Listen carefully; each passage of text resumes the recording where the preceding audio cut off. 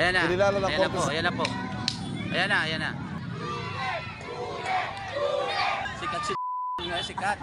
Huli ang 20 anyos na lalaking nagnakaw ng cellphone sa isang convenience store sa barangay NBBS Dagat-Dagatan, Navotas. Ang lalaki nagtago sa ilalim ng tulay.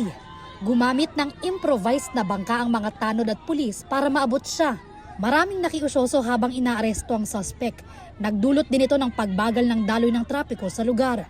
Tapos na po yung shooting. Tapos na po yung nahuli na po yung nagnakaw ng cellphone. Ayon sa pulisya, isang commuter na nag-aabang ng masasakyang jeep pauwi ang nakasaksi sa pagnanakaw. Yung victim natin dito, naka-charge yung kanyang cellphone. So, vendor siya. Yun na nga, hinuhugot niya, pinapasimplehan niya na kinukuha yung cellphone ng isang vendor natin. Sinubukan daw habulin ng saksi ang suspect. Kalaunan, humingi na siya ng tulong sa pulisya. Tama lang ang ginawa ng witness natin na kinol agad yung atensyon ng kapulisan natin.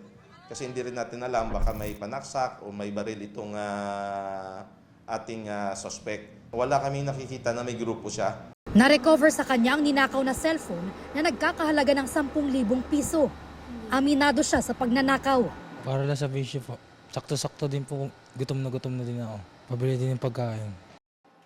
Sinampahan na ng reklamong theft ang suspect na nakapiit sa Navotas City Police Station.